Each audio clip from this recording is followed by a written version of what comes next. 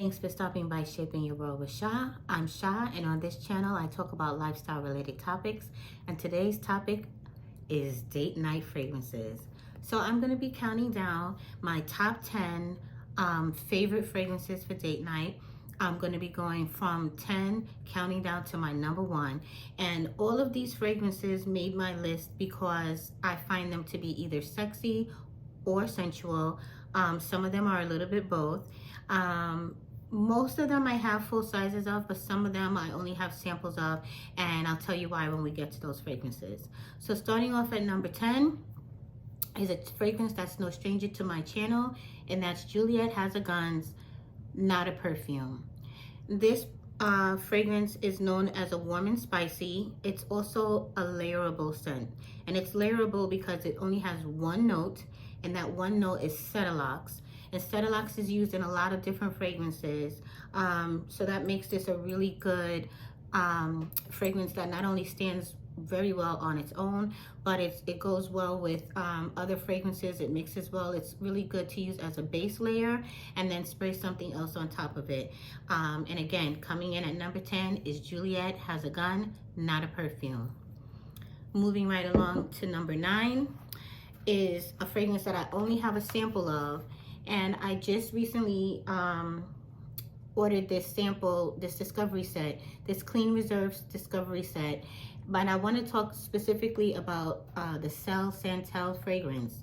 And Cell Santal by Clean Reserve is scent type warm woods, and the keynotes are mandarin, violet, and sandalwood. I really like it. I haven't had a chance to play around with all of the fragrances in this discovery set. Like I said, I just recently received it. I ordered it from Sephora online, but the Cell Santal, right now it jumps out at me, and I will definitely be picking up full size of it. So it made the list because it's that sexy. Love it, love it, love it so far. So coming in at number 8 is Commodity Gold, and I have their Commodities Exploration Kit. I've been playing around with it for the last few months, and right now my favorite scent in this kit is Gold. We have Gold Personal, Gold Expressive, and Gold Bold, and I like all three of them. I think for date night I would go with either Gold Expressive or Gold Bold, and the notes in Commodity Gold are juniper berries and creamy musk, sweet vanilla and amber, and warm sandalwood and amber. It's known as the scent type is warm and sweet gourmands, and it's really nice. It's a sweet gourmand, but it's also, in my opinion, a very sexy gourmand, and that's why it makes my list at number 8, Commodity Gold. So moving right along to number 7 is yet another sample, and I will be picking up full sizes of Commodity Gold, but number 7 is from the House of Maison Margiela, and its replica is When the Rain Stops. And I only have a sample I've been playing around with at this time. I will not be buying a full size of this, even though it is on my list as being a very beautiful, sensual fragrance for date night.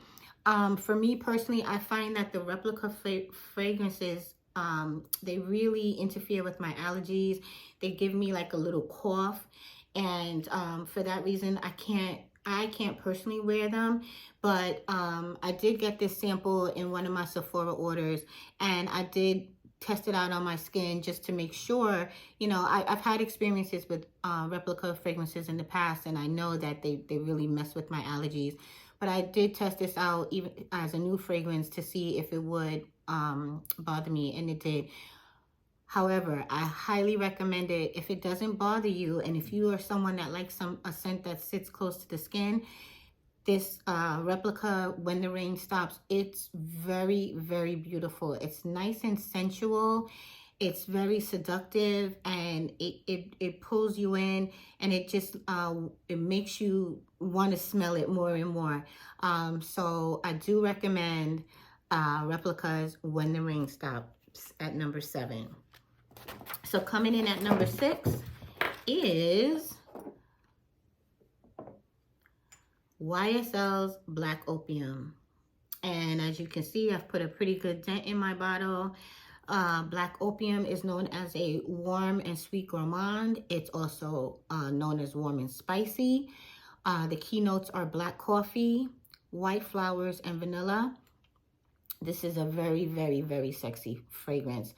It's also very bold and in your face. So if you're someone that isn't really into spicy, it is definitely a spicy fragrance. So if that's not something that you really like, you might want to stay away from this one. But if you're okay with spicy scents, this is a really beautiful, beautifully done, nice spicy vanilla, and that black coffee really comes through in a very pretty way. So that's why YSL's Black Opium makes my list.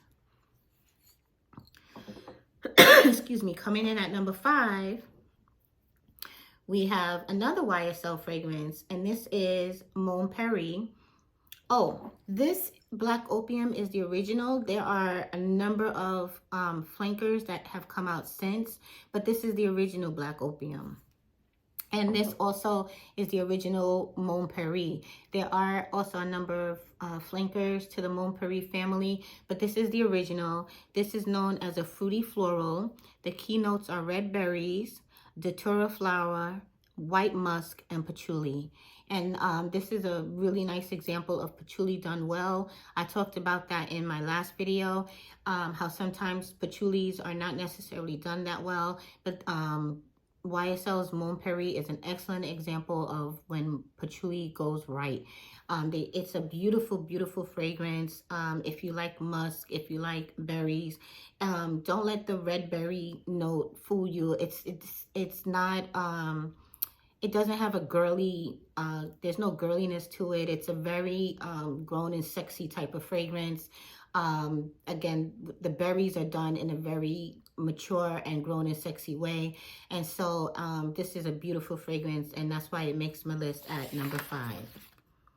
So we're getting down the line. Number 4, and this is a fragrance that I don't have a full size of, but I will be getting a full size of. I have this duo. This is Valentino's Born in Roma and Voce Viva. And I do like the Voce Viva, but for date night, I highly recommend Valentino's Born in Roma. The bottle looks like this. Even though this is a small size, the large size looks like this as well. I should be popping a picture on the screen so you can see. And Valentino's Born in Roma is known as a warm floral. And it's got keynotes of blackcurrant, jasmine, and bourbon vanilla.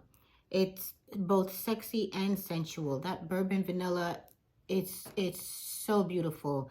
Combined with that blackcurrant, it's a very beautiful fragrance. But if you don't find that you like this that much, maybe try out the Voce Viva. You might like that better. It's actually also a very, very nice fragrance. It's just not something that I reach for on date night. So at number 4, Valentino's Born in Roma. So now moving into the top 3. Oh, love these. Nest's Golden Nectar. And Golden Nectar is known as a warm floral. The keynotes are golden orchid, amber, and musk. This is so sexy. I've talked about this fragrance in a number of my videos. And I've mentioned in previous videos that this is a fragrance that my husband also really loves to smell on me. So it's something that I tend to reach for time and time again on date night. But I like to switch it up. So on any given occasion, I will pull out one of these other fragrances. But this is my go-to for date night. And this again is Nest's Golden Nectar. Moving into number 2, which I have literally just a drop, so I need to get another bottle of this. But this is Giorgio Armani's C, and this is known as a fruity floral, and the keynotes are blackcurrant, nectar, modern chypre, and musky whitewood accord. This fragrance is very hit or miss. Some people really, really love it, and some people really, really find it off-putting. So I definitely, if this is not something you've ever smelled, I would not recommend blind buying it. But in my repertoire, it comes in at number 2. I've been wearing this fragrance for many years. At one time, it was my signature fragrance, and it's the one fragrance that I've gotten the most compliments on. Whenever I wear this, someone will always stop me and just either give me a compliment or ask me what am I wearing or tell me how great I smell. Like, see, and again, this is an original. There are, oh my goodness, there are so many flankers to the C collection, but the original is still my tried and true date night go-to fragrance. And now for the moment we've all been waiting for, my number 1 date night fragrance is Dior's Hypnotic Poison. And Dior's Hypnotic Poison is known as a warm and sweet gourmand. The key notes are sambac jasmine, vanilla, and bitter almond. And this is another fragrance that is part of a flanker. This is not the original Dior Poison. There are a number of Dior Poison flankers, and I'm not sure where in the line of flankers this falls, but this is not the original. The original is nice, don't get me wrong. I do really like the original, but there's something about this Hypnotic Poison that just, oh my goodness, it just steals my heart. It's actually the fragrance that I wore on my wedding day, and it brings back fond memories, obviously. But even in addition to the fond memories that it brings, I just find this to be a very sexy, very alluring, captivating fragrance. And that's why it comes in at number 1 on my list of top 10 date night fragrances. So let me know, do any of these fragrances make your top 10 list? If not, let me know what fragrances do make your list. What's your top 1, 2, and 3 date night fragrances that you reach for time and time again? Until next time, I'm Sha, and this is Shaping Your World with Sha.